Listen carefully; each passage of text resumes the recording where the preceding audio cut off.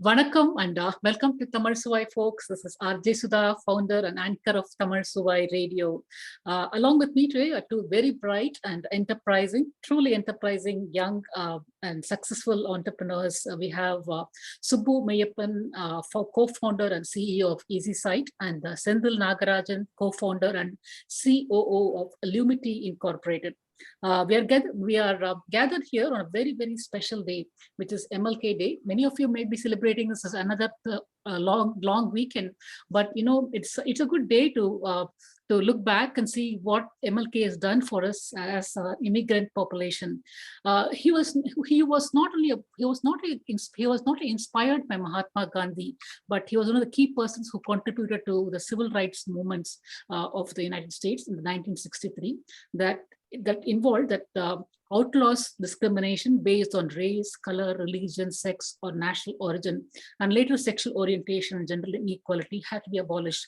And also, this was also closely followed by the Immigration and Nationality Act of 1965 that allowed immigrants like me, Subbu, and Senthil to come to the US, study, work, and begin starting our own businesses, etc.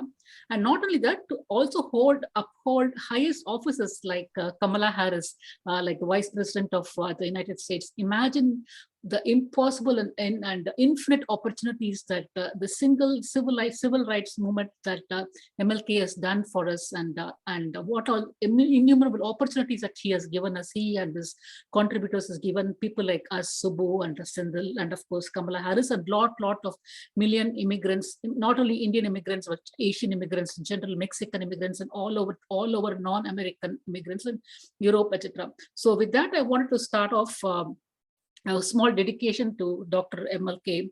And I also wanted to give a nice small quote from MLK, which says, if you can't fly, then run. If you can't run, then walk. And if you can't walk, then crawl. But whatever you do, you have to keep moving forward. I think this rightly describes what Subbu and Senthil have done in their lives. They have come up, they have started, they work for somebody, they have been individual contributors in some organizations. And then they kept moving forward. They said, no, I can do more. They fought within themselves. They said, I can do more, I can do more. They crawled, they fought within themselves, they fought within an organization. And then they came forward and then they started their own enterprise. And that's truly what this country has given us, the opportunity to create, the opportunity to generate employment, the opportunity to create economic wellness amongst the people who report. And with that, I would like to welcome Subbu and Senthil to the show. How are you both doing? Thank you, Sudha. Yeah, thanks for having us, and excited to be here. Doing very well. Right? Sort of long weekend. Sure. A very important day today. Absolutely. Good introduction. Yeah, absolutely. Yeah, I just didn't want to think this is a long weekend, but also to give a good tribute, for people to know what this day implies, and also pay some respect to what Dr. MLK has done for us. With that, the reason why I wanted to have you both on the show is because there is so much of talk in the Indian community in general, or the immigrant community in general, saying, oh, we have had Satya Nadella, we had Sundar Pichai, and of course we have had Parag, and so many CEOs and entrepreneurs from Indian origin come into the US and do extremely well. And and this is constant churn. There's also constant discussion either in the Western media as well as the Indian media about what makes these fresh Indian people, Indian men and women so successful. What is so special about them? What's the secret sauce behind it, success, etc. So I was going to invite you as entrepreneurs. What is it that has made them so successful? And so with that, I want to ask you both, what has made you what's the secret sauce behind your success? And before that, I will also give a brief introduction about what Subbu's background is, and also what Senthil's background is. Subbu is the co-founder and the CEO of ECSite. He's actually a serial entrepreneur. Before this, he had founded a company called Next Now that he exited, did wonderfully well. And Senthil Nagarajan, he is a COO of what is the company? COO of Lumity. Lumity, fantastic, very attractive name. I'd like to know more about it, Senthil. And that's the introduction. And Senthil has had a long engagement as a product manager in several top companies. With that, I would like to welcome again both of you. So with that, I was going to ask you both, what is the main idea about what makes the Indians born in India, raised in India, and who come here to the US for higher education and then work here? What makes them so special to become entrepreneurs or top seat, the go-to person for CEOs? Would any of you be able to answer that question for me? Yeah, Senthil, you want to take that, Senthil? Yeah, no, definitely, right. I think life as such, when we grew up in the 80s and 90s was very hard in India, right? I mean, anything that you had to do, you had to persevere to excel. And if you didn't, you didn't get anywhere in life, right? So you could not take anything for granted. And that, if you look at the generation of CEOs that are out there, that have been in startups, and also people who in a big corporate environment have succeeded, such as Microsoft CEO or a Google CEO, the time frame that we came from, information was hard to obtain because there was no internet. And coming over here, to the US, or like even to make yourself relevant in India, if you did not have a family background. I mean, the first question anyone asks you when you go meet them is like, oh, appa yaar hai, amma yaar hai, right? So why aren't you looking at me? You're asking for my dad's name. What's behind you? What's behind you, yeah, right? Yeah. Because, I mean, you can't fault them for it because, that is a society. And in history, if you look at it, those are the people who advanced because you needed either the family name, backing or financial support from them to actually succeed in India. I mean, that was the structure when we left in the early 90s, mid 90s, and late 90s, right?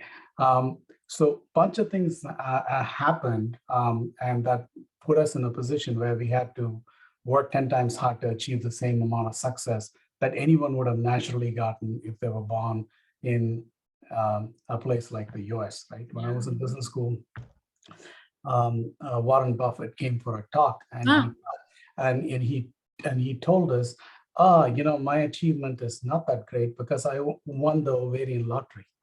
If I was me and I was born in Ghana at the same time that I was born, I would be nowhere, right? I was born at the right time in the right place. Right place in the right country to the right family because his father was a senator, right? And the father was a big investor in the stock market. So he picked up the love for investing at a very early age. And he applied it consistently from that age. Of course, you have to work hard to succeed, but you have to win that ovarian lottery. And the ovarian lottery, for some of us who couldn't win it, we came over here. But, fortunately, that's not true anymore. Great things are happening in India right now. Yeah. Because the internet came, Geo came, it leveled the playing field. Anyone can start a great company in India, as evidenced by Fireworks. I mean, hundreds of them out there that are unicorns, right? So it's a time period that enabled us to come here and do it.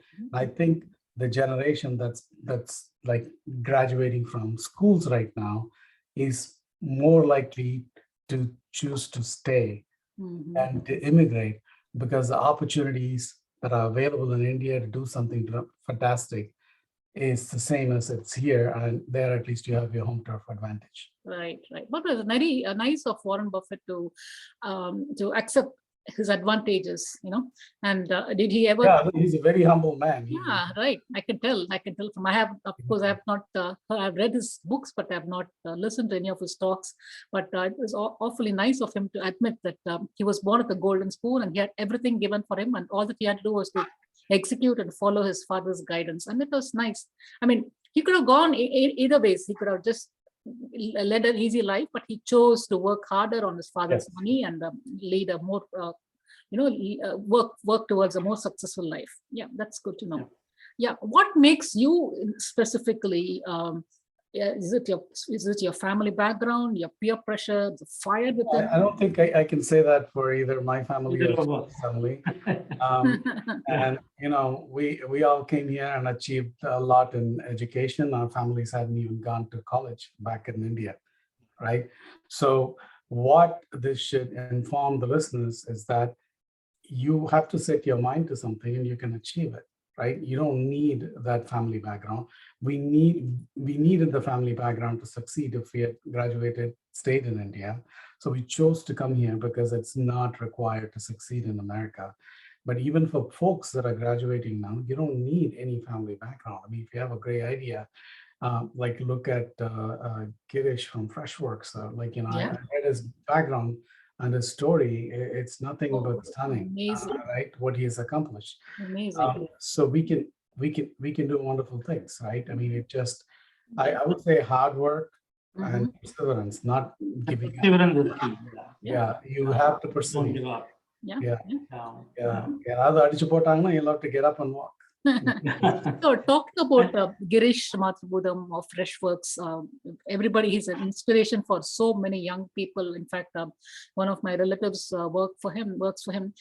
He's not from the top-notch colleges. In fact, he and I share the same university. But if you look at all the other CEOs or founders, most of them, or I should say 15% of the Indian CEOs are from IITs. What do you think? Do you think the college in which they studied back in India or here makes a difference in shaping them to be entrepreneurs, to these business schools, shape them to be different thinkers, out of the box thinkers, or how do colleges help them shape a person, or this kind of entrepreneurial mindset happen on its own? How does it work? What is your take on that, Subbu? Would you like to? There are two ways I look at it, right? So IITs are creme de la creme, right? They're already recruiting the best of the best, and naturally, even some, not every IITian is a CEO at this point. Right? A very sub fraction of those are heads of corporations and things like that, right? So that gives them the platform to succeed, and for them it's only up, up from there, right? Yeah, if you already pick best of the best, you're already set for success. That's right. Well, you have all the tools, then at that point it's up to you to take it forward and then do what you need to do to be successful.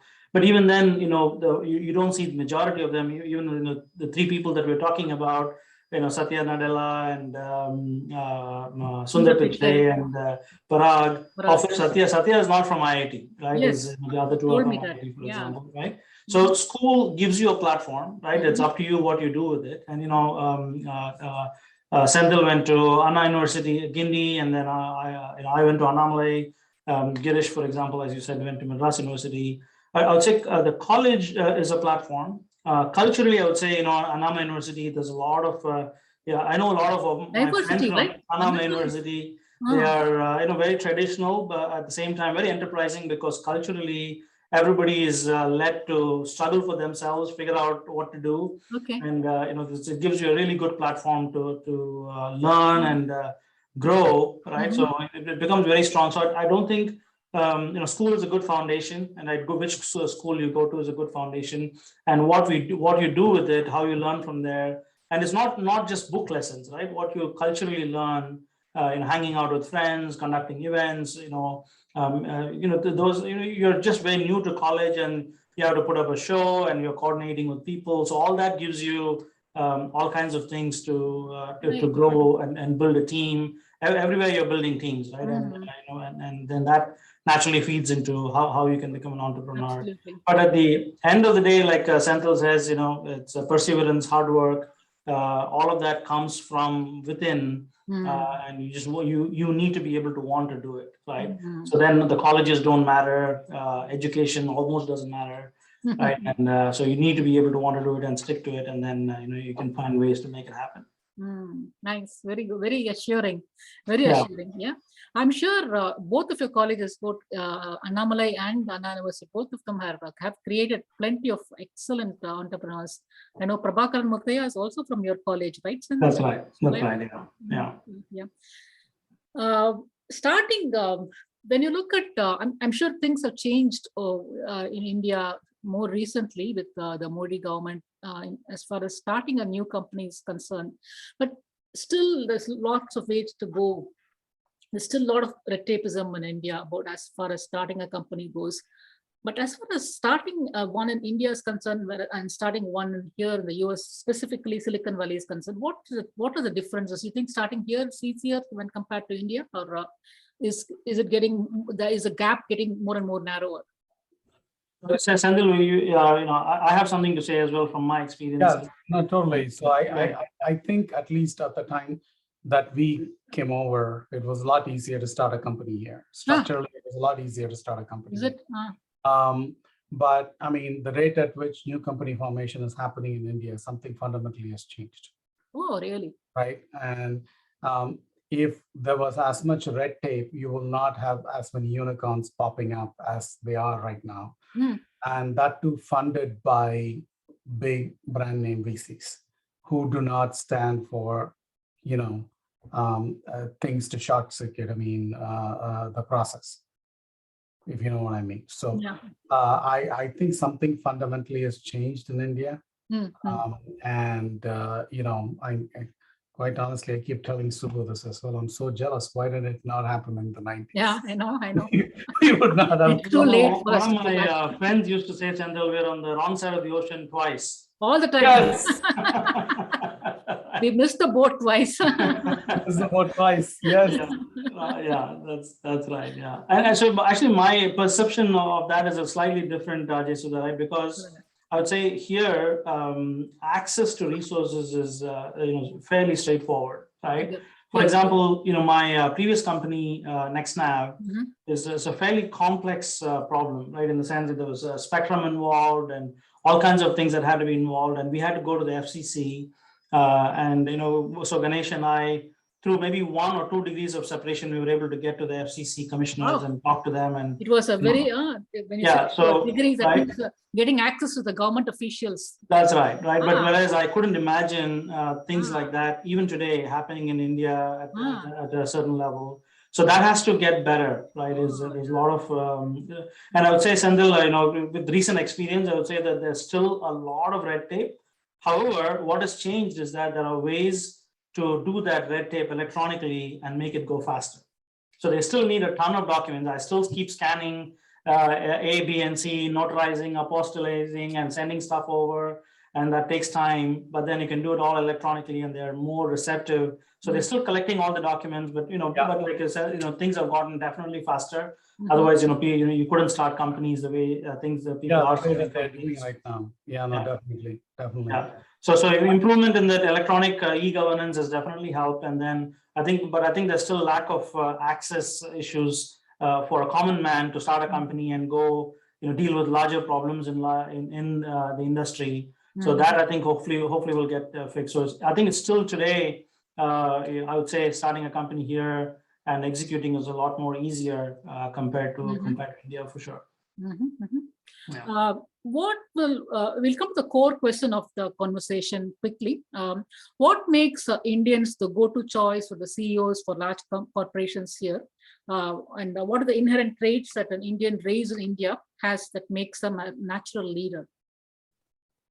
Sure, so Senthil, please go ahead. Yeah, no, again, I think there's something off in the way we talk about this, in the sense that if you take Silicon Valley, you go around and you think, oh my God, at least half the people here must be Desi, right? But if you really look at Silicon Valley workforce, 7% is Indian. That's all. That's all, right?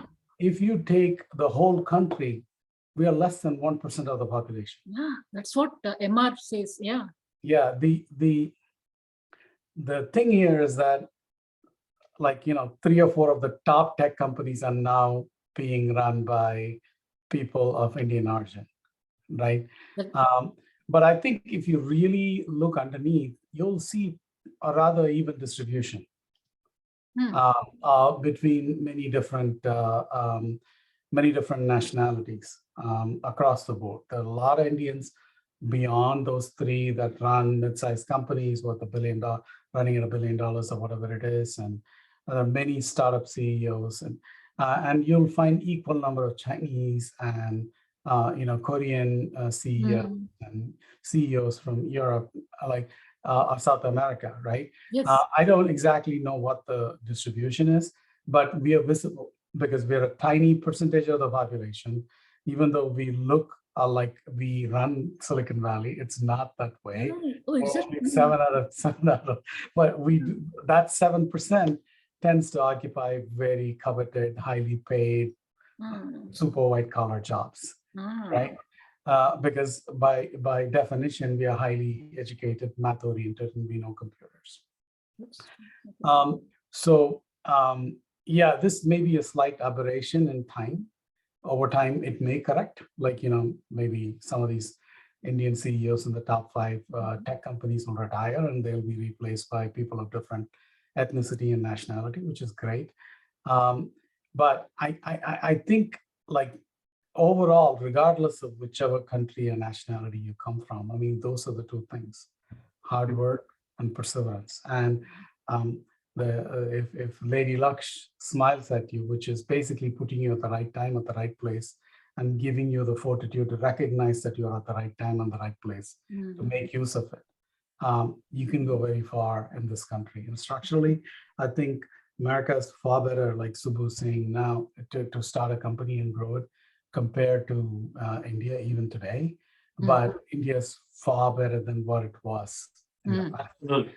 Yeah, it'll probably never get to where America is in terms of total free market economy and business moving at the speed of light. But for now, it is at a place where somebody can go try to make a difference. So what's your take? What's your take on this? So, yeah, I actually look at it, and I agree with what Senthil says. It's a perception more than anything else at this point that Indians are, all the way on the top. I see. But again, there are 2 types of CEOs, Sudha, right? One is appointed CEOs. Yeah. And who we're talking about are people who grew up the ranks and then became CEOs. Right. And then there are people like Senthil and I who start our own things, and we are CEOs of our own, kingdom of our own castle, right? King of our own castles, right? And these become continue successful. To hold that post, don't give it up. What's that? Just continue to hold that post, don't give it absolutely, up. Absolutely. Yeah, I don't know. Once you've you recently watched the 83 movie, it says once your tongue tastes success, the tongue wants more. Right? Yeah. So it's like that, and it's a very fulfilling experience in general to be able to create jobs. I would not ever go back to working for someone else. Yeah. Right. Yeah. I would never do that. So you're both agreeing that it's just a perception. It's a perception, but at the same time, I'm saying that what people are, why these people rising up the ranks on appointed positions is that generally I would say culturally, we have what I call the intellectual stamina, right? Because that if you have to solve a problem, you have to stay through it. And most people can get to the 90% without a problem, but staying through the 10% and finishing it up, you need intellectual stamina to go through all of those, right? A fantastic term. I've never heard this. Right. Yeah. So that's something that we have. I believe we possess. That's unique. And then the other thing I also see is that we're less intimidating, I would say, in general, right?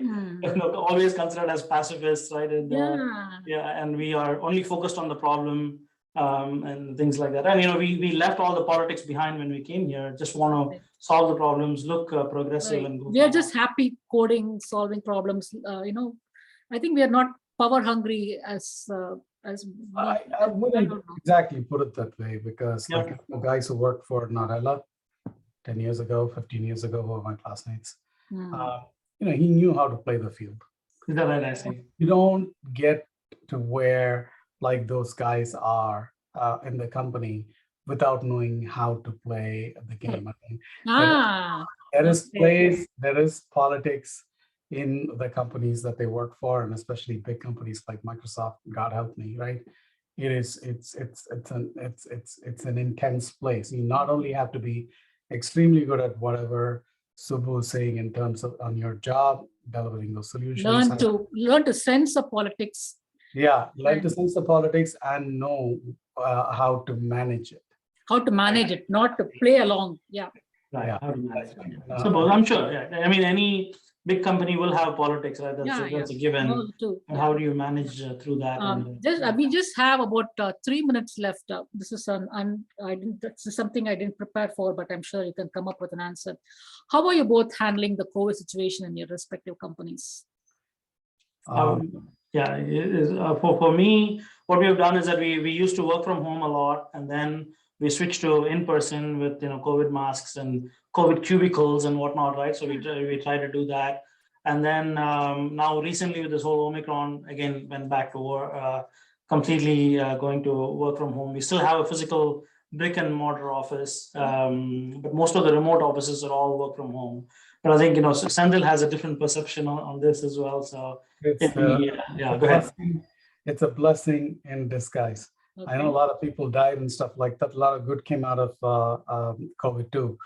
For 2 years, companies have now realized that you can work remotely and get the same amount of productivity, or in some cases, much higher productivity than what you had when you had an office, right? I live in San Jose. Offices was in San Mateo. It was like 2 to 3 hours on the road every day to get there and come back, which otherwise would have gone on the road is now being put to productive use. Zero commute. Okay. Zero commute. My bed's right here. I get up and I'm in front of a computer. Good. That helps our employees in 2 ways. One, when there is a pile of work to get through, they are working those 2 to 3 hours instead of having to spend that on the road. On days which are normal 8 hours, 6 hours, 7 hour days, they get to spend more time with their families. So overall, they're happier. Their spouses are happier. So happy home, happy life, happy work. And good. It's overall, and we get the productivity that we need. So overall, it's been great, and we shut down all our offices. We are remote forever. Excellent. Oh, very nice. Very good. Yeah. Good. So that's a pretty very brave move from Senthil's perspective. Right? The way I look at it for myself is that we're pretty flexible in general, so people can come whenever, but there is a place if they want to get together, as opposed to trying to get together at a Starbucks or other places, right? It's a balance that you have to play, and having an office sometime, and we have hardware and stuff like that, so we have to have people come in to play with those. So thank you so much, Subbu and Senthil. With that, Happy New Year to both of you, both your families, and good luck. Thank you. Next enterprise. All right. Looking forward to talking with you in person sometime once our COVID situation eases. Thank you. Yeah, thank you, Sudha. Thank you. Thank you. Thank you.